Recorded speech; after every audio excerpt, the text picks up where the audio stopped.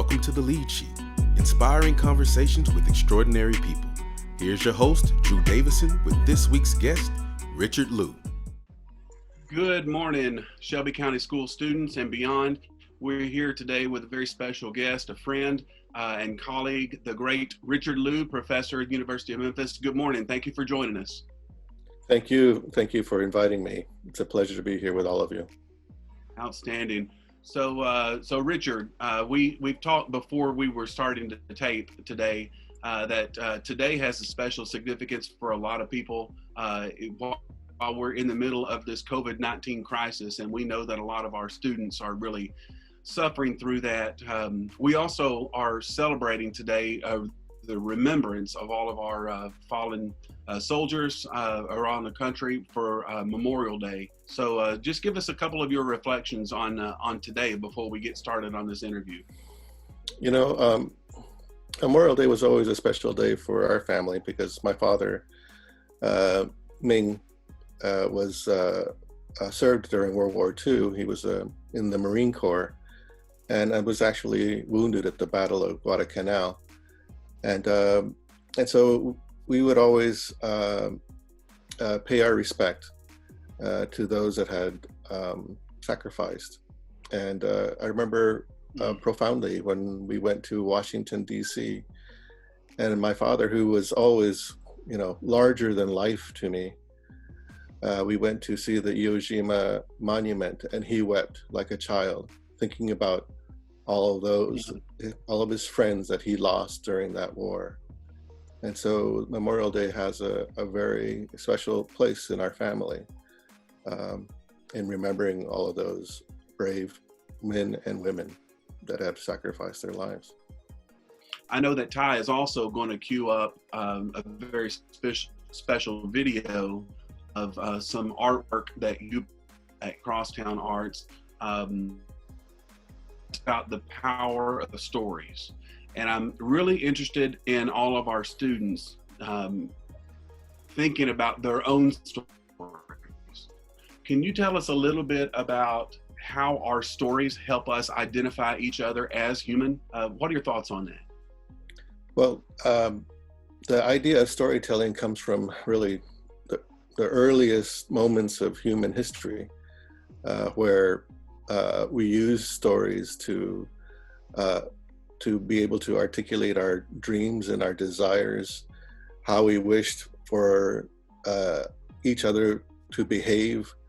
So there were really direct lessons in these stories of tragedy, of heroism, where we learned how to be good people and how we learned how to be helpful to each other and how to aspire and be good members of our communities.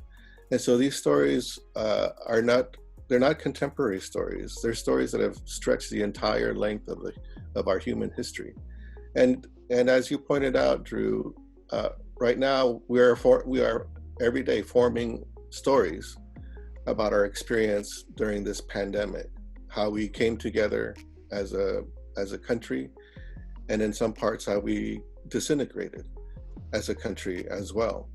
So those are all important stories that each student, you know, each person is in the middle of constructing, in the middle of forming.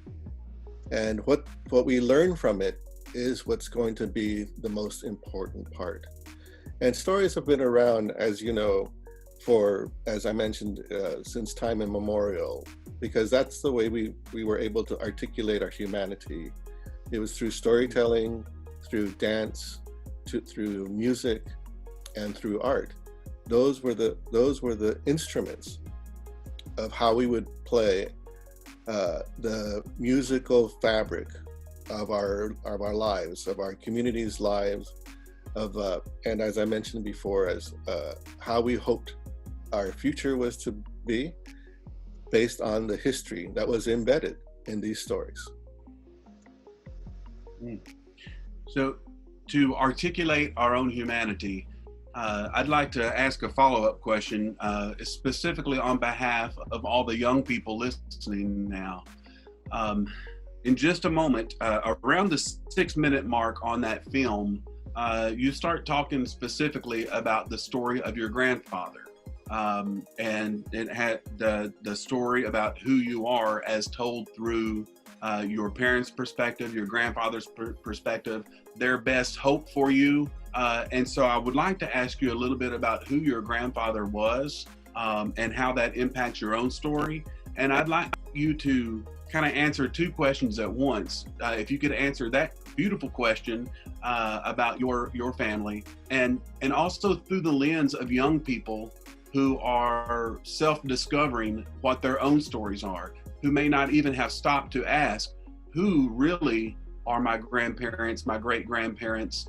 What is my own story? I know a lot of young people, as they grow, they don't consider what their story is, and articulating their own humanity is something that I'm hoping that after watching this series they can do.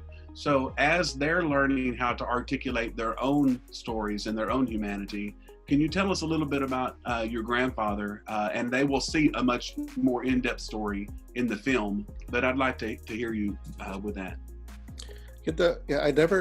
Unfortunately, I never got to meet my grandfather on my Chinese side. But his impact is vast on my life. I got to meet him through the stories my father would tell us. And his name was Doc Yet Lu. And he came from a small, very poor village in China in what used to be called Canton Province. And he migrated to the United States in the 1890s and arrived. And he was an illiterate. He didn't know how to read or write, but he was of strong will and spirit. And he was somehow able to overcome that. Actually, part of the story of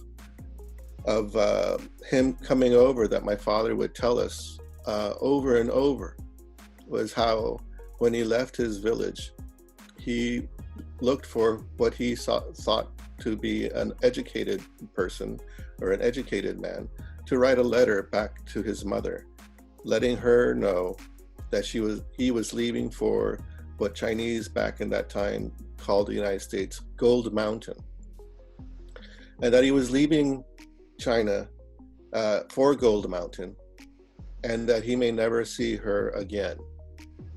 And so he looked for someone that looked educated, and he found someone. And after this person consented to writing this letter to his mother, the person said, but we're in the middle of the street. I don't have anything to write with. And my grandfather furnished ink and a pen and paper. And then the educated man said, I don't have anything to write on. And my grandfather said, I will bend over and you can use my back to write this letter to my mother. And my father would tell us that when my grandfather was hunched over, allowing this man to use his back as a writing table, he said that he felt like thousands of years had passed because he felt so humiliated because of his lack of education, that this person that was educated was able to use him as his inanimate object, that this educated person had more power than my grandfather. And he felt utter humiliation. And he used that story, his own experience, to encourage his children once they were born in the United States, to encourage these children to become educated and to take advantages of the opportunity of the great leveling power of education. If you may not have wealth, but if you're educated, there's a leveling that does occur and more opportunities arise. And so this fact didn't elude my father. And so he would tell that same story to all of us, and to make sure that not only did we understand the practical advantages of having an education, but also to acknowledge the sacrifices that were made by our ancestors to get us to the point of being able to freely seek out an education and to be much more self-determinant in regards to our own destinies. So I've got a million more questions I'd like to follow up. And I can't wait for students that are hearing this for the first time to then go watch the video to find out much more in depth about what happens next in that story through your artwork and your own children and the stories on their back with it's all very beautiful. Thank you, Drew. The question that I have that just brought up is your grandfather sought out an educated person, and I know in the video you alluded that by the way people dressed, you could assume one was educated in that time. I'm curious to know, what does it look like now? What does it look like when we assume that someone is educated? Do the institutions that provide education institutionally, does it mean the same thing now as it did back then? How do we tell people apart that, and is it education exactly? Can you just talk a little bit about some of that? Sure. I think, during those times there wasn't a middle class. There were people of power and means, and then there were people living in abject poverty. And the people that lived in abject poverty were actually the workers that supported the lifestyle of those that have power and those that have means. And so very unlike today, and then at the same time very like today, those same ideas of power persist. I mean, it's much more difficult to look across any group of people and say this person is educated and this person is not, which is a good thing, because we really shouldn't make any assumptions about people just by how they look or how they dress. But it does cast a greater obligation and responsibility to the institution of education to be able to help everyone rise up, as Maya Angelou would say, to rise. And within that, that level of institutional power, there is great responsibility as well. Not just the responsibility of the teachers to perform, and they do so eloquently well, but the responsibility of the student to take their education seriously. I remember, because I grew up in San Diego, and I grew up in both sides of the border. I grew up in both Tijuana, Mexico, and also in San Diego. And we would cross the border basically every day. And I would remember hearing my aunts and uncles talk to me, or remember our conversations, I should say. And they would always be very supportive, as well as my mother and father, about me getting an education, because I was the first in my family to go to college, let alone get an advanced degree. And the way they would term it is, Richard, this is in Spanish, Richard, this is good that you're getting an education so you can defend yourself. Not so you could get a job to afford, a life that's comfortable, or to support your family. That as well. But to defend oneself, it means to our community to be able to articulate your reality, to not be bamboozled by those that have greater power, to be able to read and understand and comprehend. So you're aware of laws, you're aware of policies, and you're aware of your rights. So that's what my family meant, and my community would mean in regards to, you get an education to defend yourself, so you would know your rights as a human being, and you wouldn't allow other people to push you around, or to confine you, or to subject you to any kind of form of oppression. And so that was critically important to my community in regards to an education, to use it also, not just for edification, which is amazingly important, or for knowledge, or for the creation of knowledge or the acquisition of knowledge, but to be able to defend yourself from those that may be more powerful. Richard, I'd like to pivot to a question about the connection between self-expression and using the arts to impact society.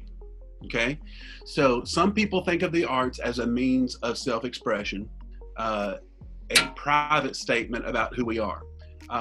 You've talked about seeing it as not only that, but as a way to impact society. Can you talk to us about the connection between self-expression and impacting society?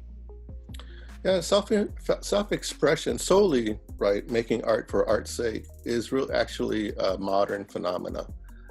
It only occurred maybe about 100 years ago, and or a little bit more than 100 years ago, because art has always been at the service of society, and has been, whether it's music or painting or sculpture, theater, was always at the service of society in one form or another. And as of recent times, the idea of self-expression has been in addition to, because I believe that anytime that an artist expresses themselves, they're really expressing the desires and the needs of their community. It really goes hand in hand. Even if they're making very abstract work, the idea that they're able to afford to do that, and that particular language is accepted, is a way where the society can accept and support that kind of expression, whether it's commercially or academically. So the idea that they're not divorced from each other, self-expression and it being used as a tool for social activism, for example. There's been great examples of how artists have really understood that they're not separate from the politic, that they're not separate from the larger scope of humanity, that we're actually just witnesses and people that produce things based on our own testimony to speak to larger issues. And so lots of artists, especially right around the civil rights era and afterwards, have understood that their role really has been one of how do you use your art as a way of expressing yourself to enact some kind of social change. How is your work of service to a larger social movement? And there's amazing, inspiring examples of people that have done so.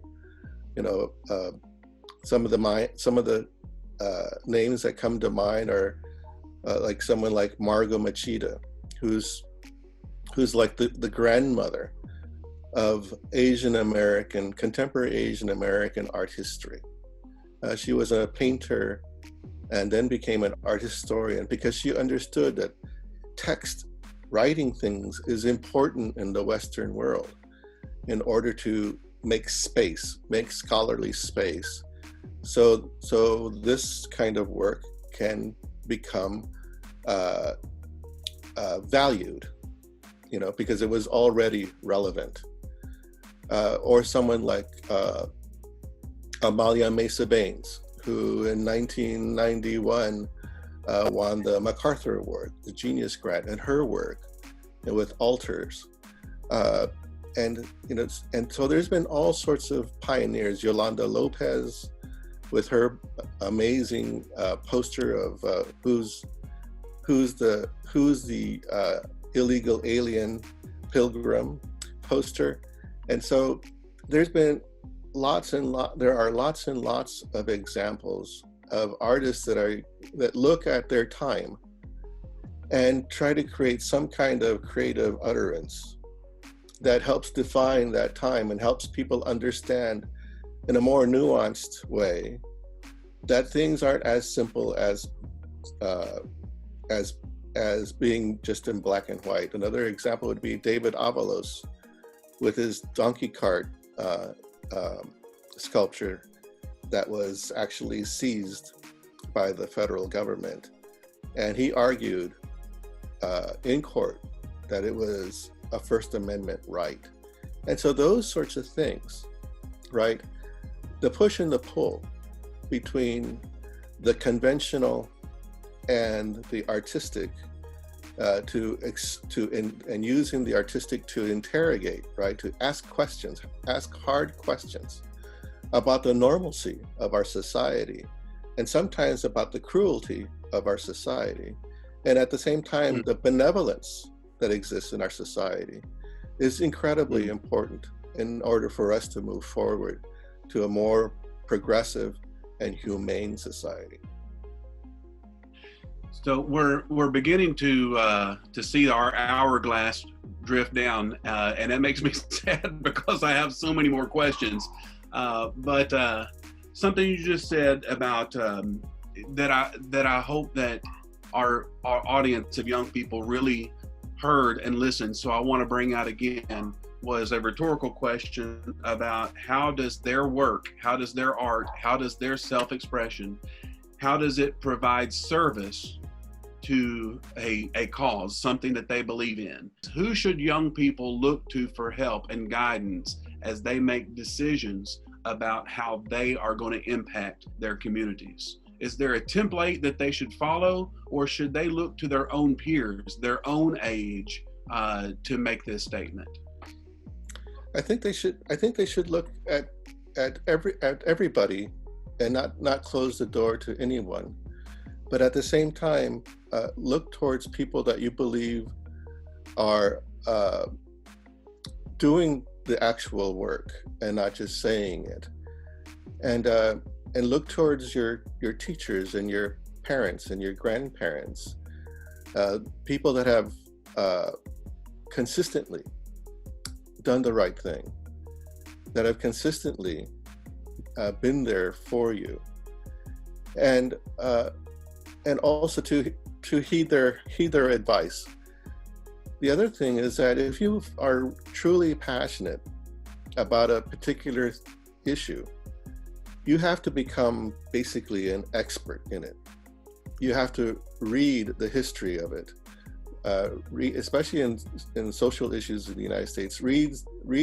Carefully read and reread the history of the United States to understand where this issue came about and how this issue continues to persist. If you read about the history of the United States, and if you read analysis about that particular issue, that will feed your understanding of that issue, and in actuality, it will give you a great insight to the pain that you have because of this issue that you feel strongly about. Because a lot of times we react to pain in an emotional way, which is important. But in order to be proactive or to create work that hopefully will inspire others to look at this issue, you have to be informed and you have to be educated on this issue. You can't, there's no greater way, or there's no better or faster way to destroy the things that you want to motivate by making a misstatement about the issues that you care deeply about. And the way that you avoid that is by being well informed. So look to your teachers. Look to your teachers for that kind of guidance. They may not be experts in that particular issue, but they are experts in finding information and directing you to get that information, which is critical in order for you to make a cogent and compelling and seductive message through your art. I think about from the very beginning of our conversation, how we talked about what does it mean to be educated? What did it mean decades ago? What does it mean now? Why do we even bother? When it seems like sometimes the institutions that are providing the accreditation may not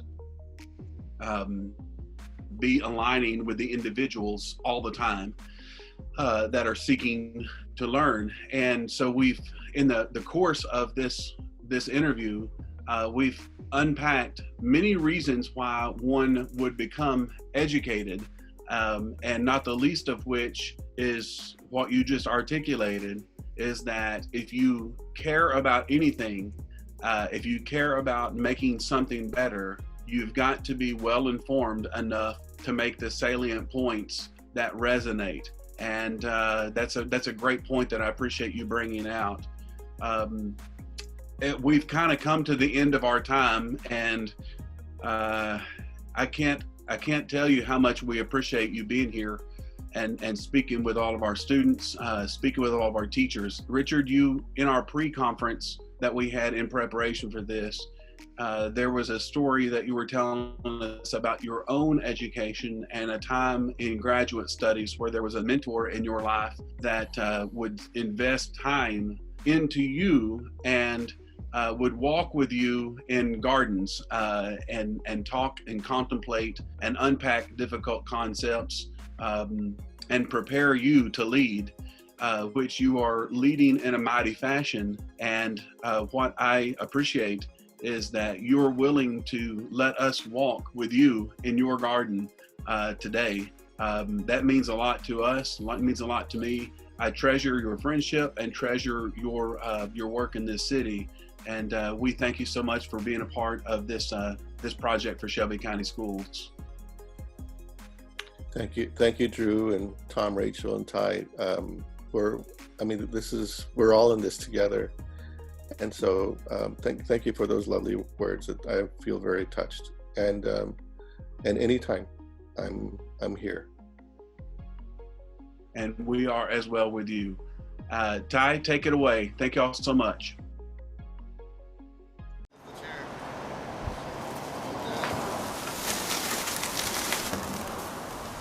Have you seen this kind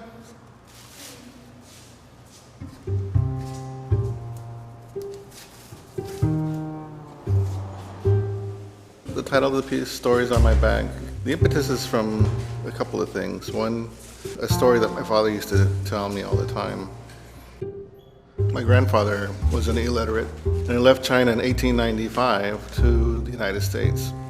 In those times, he would walk from village to village and then catch a river boat, and then from the river boat get to the city, which then was Canton City. When my grandfather reached Canton City, it occurred to him that he needed to inform his mother that he was leaving for what Chinese called Gold Mountain. And so he looked for an educated man, and then found an educated man, because back then you could tell who was educated and who wasn't by the way people dressed, and asked him to write a letter to his mother. And the educated man said, yes, of course I'll write this letter, but I don't have anything to write with. And so my grandfather had already purchased ink, pen, and paper. And then the educated man said, I don't have anywhere to write, we're in the street. And my grandfather offered his back. He says, you could use my back to write this letter to my mother, to tell her that I may never see her again, that I'm leaving for the United States, Gold Mountain. And so this man obliged my grandfather by writing this letter. And my grandfather told my father that when this educated man was using his back to write on, he said he felt like 1,000 years had passed because he felt so humiliated. He became this inanimate object to be used by an educated man. My grandfather used that story to propel his children to make sure they got an education. And then my father used that story with us. And then my daughters got tattoos. They asked my brother, who was born in China, to write our name, our last name, in Chinese character. So they have tattoos of their last name in Chinese form on their backs. So I kind of put that together of, like, here's these stories that I've been telling my children, and hopefully them finding this source of pride and power, who they are, that they have a history, that they have a face. And so that's where the title of the piece comes from, Stories on My Back. And it's really a larger metaphor for all of us that carry stories around with us. I think that's what makes us distinctly human.